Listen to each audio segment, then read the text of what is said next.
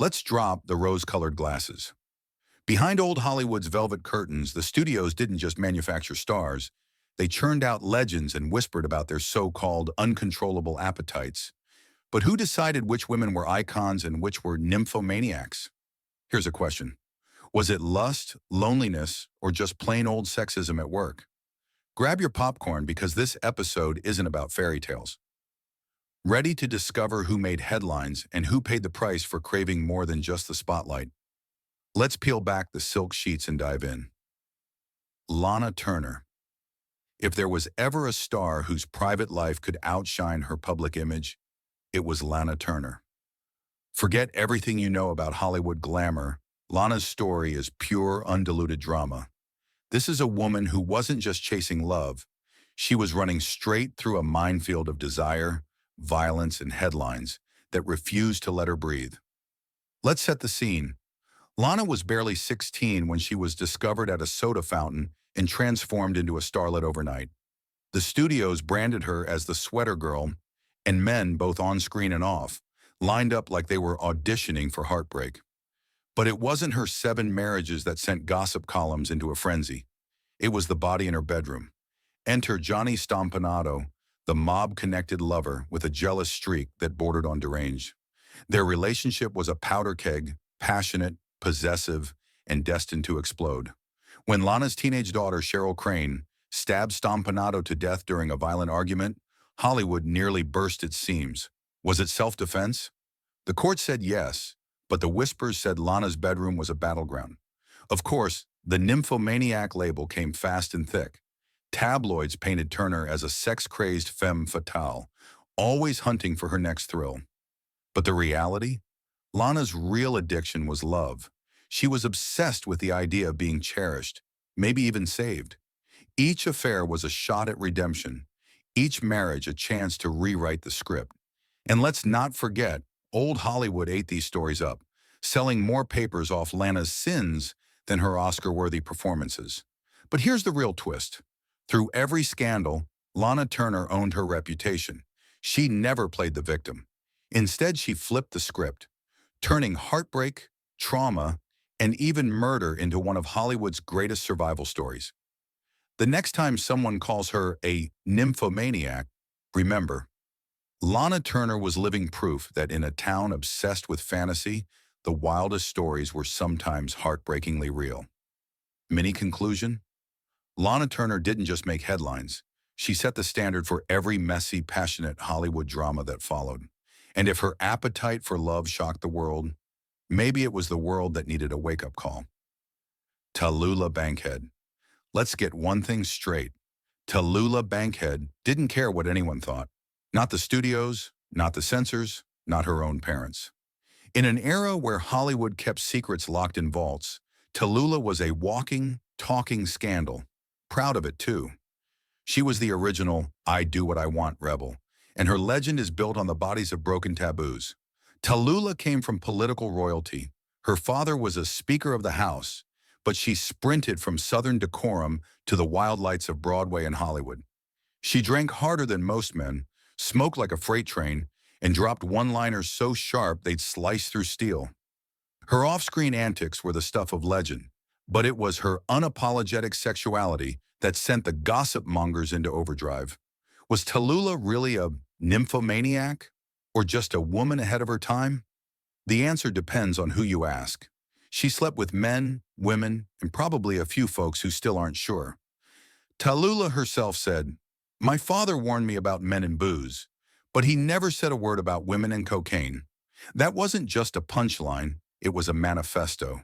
In an age when most stars hid their wild sides, Tallula lived hers out loud, daring anyone to shame her for it. But don't mistake her bravado for recklessness. Bankhead was razor smart, a Tony winner, and a genuine artist. Her circle included everyone from Tennessee Williams to Billie Holiday. She wasn't just making headlines for scandal, she was shaping culture, proving that you could be brilliant, bold, and utterly uncontainable. Hollywood tried to rein her in, but Tallula was a force of nature. When she hit the stage or screen, the world watched, breathless and scandalized. Was she a nymphomaniac? Only if you believe that craving life, love, and a little bit of chaos is something to be ashamed of. Tallula's appetite was never just about sex. It was about living every moment at full tilt. Rules be damned. Here's your punchline. Tallula Bankhead didn't just break Hollywood's rules. She rewrote them, with a lipstick grin and a wicked wink. And if that rattled the industry, well, maybe Hollywood deserved to be shaken up. Ava Gardner. Ava Gardner wasn't just a Hollywood siren. She was a one-woman hurricane who tore through the world's biggest bedrooms and left gossip columnists gasping for air. The studios called her the world's most beautiful animal, but Ava was nobody's pet. She set her own rules, and if men couldn't keep up, they got trampled under those legendary high heels. Start with the facts. Ava grew up in North Carolina, dirt poor, then rocketed to stardom thanks to a single photograph. She married Mickey Rooney at just 19, before she'd even figured out what she wanted from life. Spoiler, it wasn't Mickey. Next came Artie Shaw, then Frank Sinatra, each one a human fire alarm for tabloid writers. Her marriage to Sinatra was an explosion of love, jealousy, booze, and violence, with public fights that made front pages coast to coast. They divorced, reunited, fought, and made up in a cycle that was practically sport. But what made Ava the target of that infamous nymphomaniac label? Simple. She said what she wanted, drank what she liked, and didn't hide her affairs. She famously told reporters, "I like my whiskey old and my men young." The press couldn't get enough, and Hollywood's hypocrisy kicked into overdrive. Male stars with wandering eyes were celebrated. Ava was accused of being insatiable. Behind the headlines, though, was a woman desperate for authenticity. Gardner never shied from admitting her loneliness. She described herself as the world's loneliest woman, and her wild relationships were often attempts to fill a void that stardom only made deeper. She was reckless, raw, and unapologetically real. Just what Hollywood needed and exactly what it feared. The punchline? Ava Gardner's love life was epic, but her survival was even bigger. She outlived the era that tried to box her in, and even as she aged, she never let the world shame her into silence. They called her a nymphomaniac, but she was really a truth-teller in a land built on lies. If old Hollywood wanted a lesson in what it really meant to live, love, and take no prisoners, Ava Gardner wrote the rulebook. And she did it in lipstick, with a shot of whiskey in hand. Zaza Gabor. How do you become a Hollywood legend? For Zaza Gabor, it was simple. Collect husbands like other people collect postcards, and make sure every single affair comes with a headline and a laugh. She wasn't just famous for her movies. She was famous for being Zaza, the original tabloid queen who made her love life a public sport. Born in Hungary, Gabor survived war-torn Europe before conquering Beverly Hills with nothing but her accent, wit, and diamond-drenched charm. She married 9 times, yes, 9, and always insisted it was for love, even when her exes lined up to disagree. Zaza's philosophy was as shiny as her jewelry. I am a marvelous housekeeper. Every time I leave a man, I keep his house. The press couldn't get enough. Rumors swirled of affairs with everyone, from movie moguls to diplomats, and Zaza played it up with a twinkle in her eye. Was she truly a nymphomaniac, or just a woman who refused to settle? Hollywood's double standard was on full display. Male stars were ladies' men, but Gabor was branded insatiable. She didn't care. Each marriage was a chance to reinvent herself, and each divorce another opportunity for a killer one-liner. Even her infamous 1989 slap of a Beverly Hills cop became part of her legend. But beneath the glitz, Zaza was a survivor. She fled Nazi-occupied Europe, rebuilt her life in America, and turned heartbreak into comedy. Her marriages weren't just romantic adventures. They were business, self-defense, and showmanship rolled into one. Gabor outlasted most of her critics, living to see herself become a reality TV icon long before reality TV even existed. Here's your takeaway. Zaza Gabor's love life was tabloid gold, but her real story is one of wit, resilience, and a refusal to ever be the punchline. She made Hollywood play by her rules, and every nymphomaniac headline was just another jewel in her crown. Zaza didn't chase scandal. She owned it, packaged it, and sold it back to the world with a wink. If that's a crime, Hollywood should have handed her a Lifetime Achievement Award. Jean Harlo. Jean Harlo was Hollywood's original blonde bombshell, a star whose combination of innocence and sexuality practically invented the good girl gone wild myth. She was the poster child for forbidden desires, and her life burned so hot and fast that even her scandals seemed to glow. Born Harlan Carpenter in Kansas City, she stumbled into film almost by accident, but her platinum hair and baby vamp persona made her a phenomenon. By 21, Harlo was one of MGM's biggest stars, glamorous, funny, and more than a little dangerous.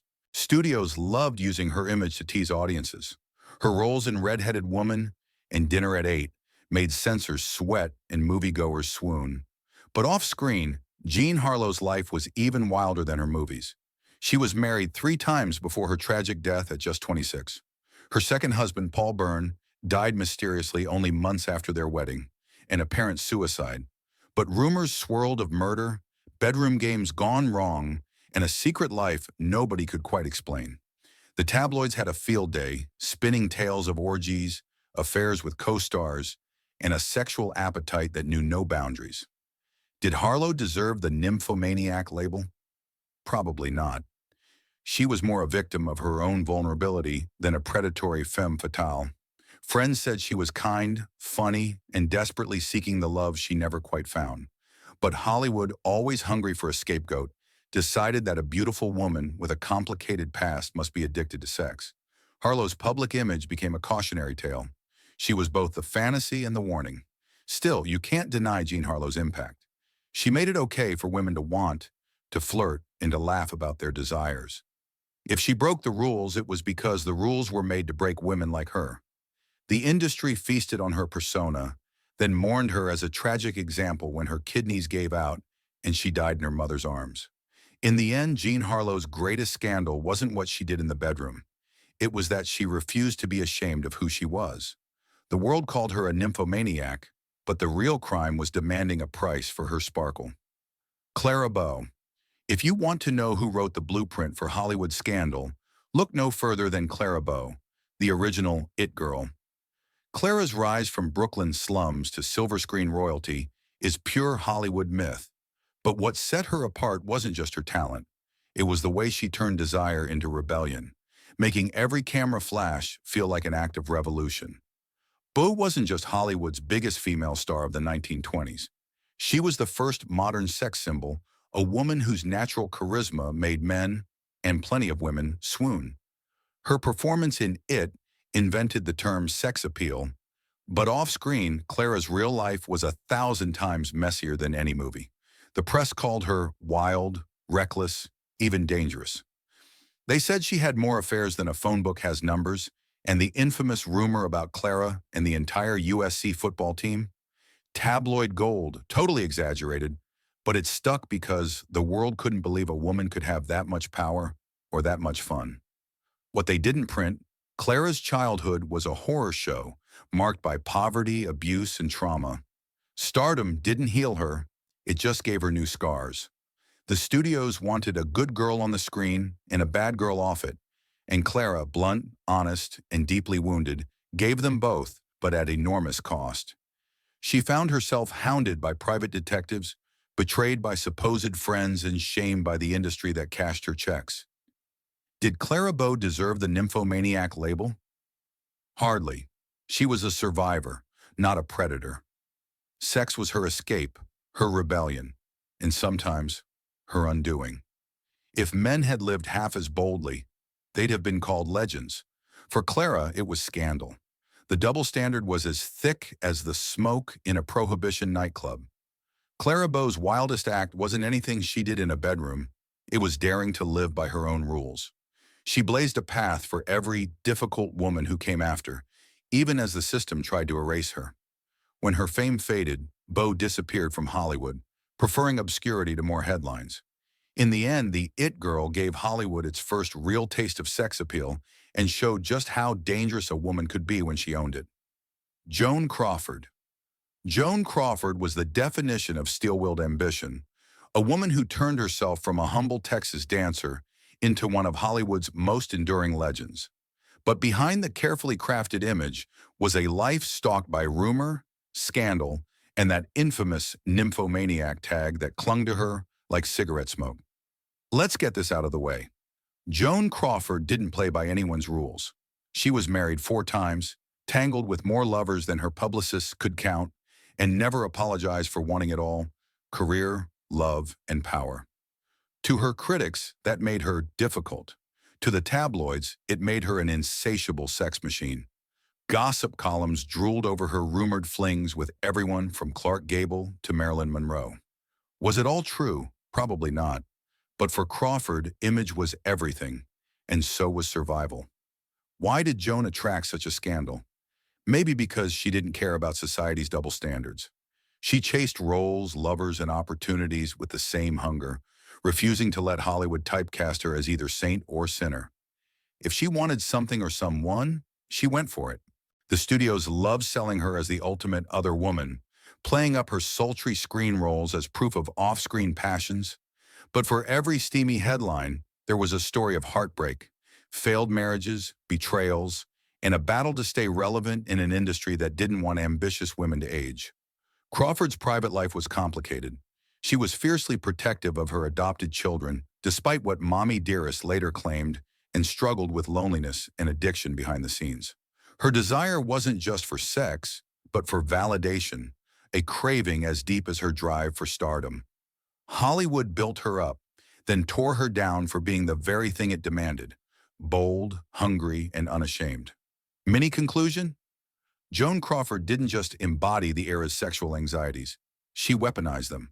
If Hollywood was a battlefield, Joan fought with everything she had, turning every rumor into a badge of survival. The next time someone calls her a nymphomaniac, remember, the real sin in Tinseltown was wanting too much, and Joan never stopped wanting. Elizabeth Taylor. When it comes to Hollywood love lives, nobody did it bigger, louder, or more unapologetically than Elizabeth Taylor. If the tabloids were oxygen, Liz would have never needed to breathe. 8 marriages to 7 men? Check. Scandals, affairs, and front-page breakups? Double check. The phrase "living out loud" could have been invented for her, and so could the nymphomaniac label, thrown at her by a world desperate to contain her legend.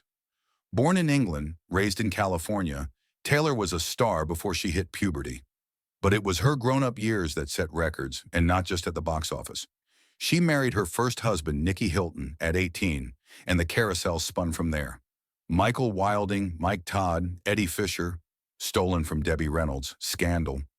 Richard Burton, Twice, John Warner, and Larry Fertensky. Taylor didn't just collect husbands. She created epic love stories, each more dramatic than the last. The love of her life, Richard Burton, her co-star in Cleopatra, and the man who matched her passion, pint for pint, fight for fight. Their relationship was so explosive that Vatican City publicly condemned it as erotic vagrancy. The press labeled Liz a nymphomaniac, an addict to love, jewels, and excess. Her response? "I am a very committed wife, and I should be committed too, for being married so many times." But what fueled Taylor's wild heart? She chased love the way she chased stardom. All in, no regrets, and with zero patience for hypocrisy. Hollywood called her scandalous, but what she really was honest about her cravings, her heartbreaks, and her search for connection. For every torrid affair, there was real pain. She lost husbands to tragedy, faced addiction, and survived more public heartbreak than most stars endure in a lifetime. And through it all, she used her notoriety for good, raising millions for AIDS research and using her platform to break taboos.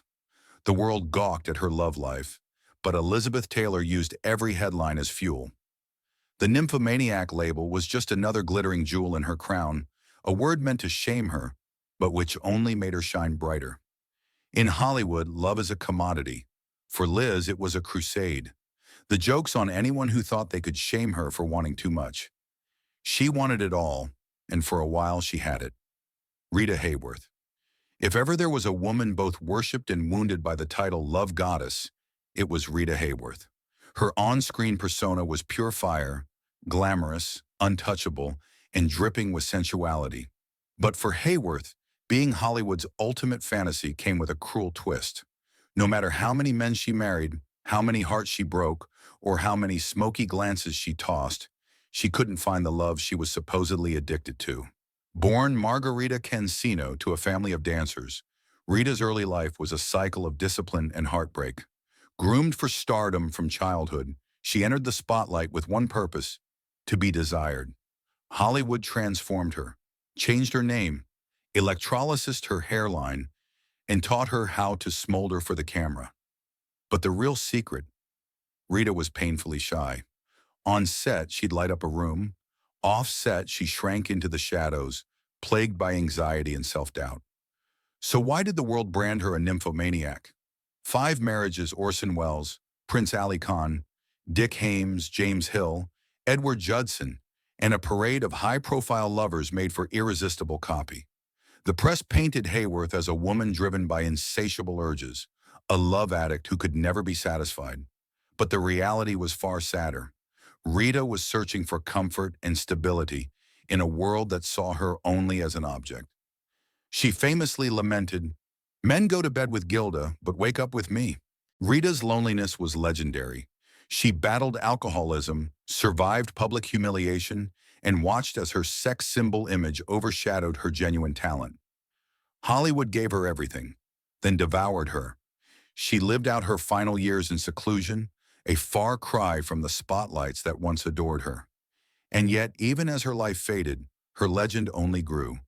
The label nymphomaniac was just another lie the industry told to excuse its own failures and double standards. Rita Hayworth remains an icon, not because she was insatiable, but because she kept searching for love in a place that only offered lust. In the end, she was a goddess built by men's fantasies, but undone by her own humanity. Mae West. Long before the censors showed up, Mae West was teaching Hollywood and America how to wink, smirk, and laugh at its own prudery. She was the original architect of sexual innuendo, and she built her entire career on the foundation of naughtiness and empowerment. If nymphomaniac was meant as an insult, Mae wore it as a crown. Born in Brooklyn in 1893, Mae West was nobody's ingenue. She wrote her own plays, produced her own movies, and thumbed her nose at every authority figure who tried to box her in. Her Broadway hit Sex landed her in jail for corrupting the morals of youth, and she turned the arrest into free publicity. By the time she got to Hollywood in the 1930s, the studios didn't know what hit them. Her movies, She Done Him Wrong, I'm No Angel, were scandalous, hilarious, and packed theaters. But what set Mae apart wasn't just the risque dialogue. It was her total, shameless embrace of female desire. She bantered, she flirted, she dominated the room. Her catchphrases, "When I'm good, I'm very good, but when I'm bad, I'm better," became cultural currency. Men loved her, women wanted to be her, and censors, well, they hated her. Did Hollywood call her a nymphomaniac? Of course. She was too confident, too independent, too funny for the comfort of the gatekeepers. But Mae turned scandal into an art form. She loved men, lots of them, but she always made sure she was the one in control. When the Hays Code cracked down on immorality, Mae just got cleverer, sneaking her jokes past the censors and into the mouths of an adoring public. Mae West wasn't just ahead of her time, she was the time. She made America laugh at its own hang-ups, and she did it with a twinkle in her eye and a double entendre always at the ready. For every critic who called her a sex fiend, there were 1,000 fans who saw her for what she really was, a pioneer who proved women could be smart, sexual, and successful all at once. In the end, Mae West redefined what it meant to be shameless, and in doing so, she liberated generations of women who dared to want more. So what's the real story behind Hollywood's nymphomaniacs? Maybe it's this.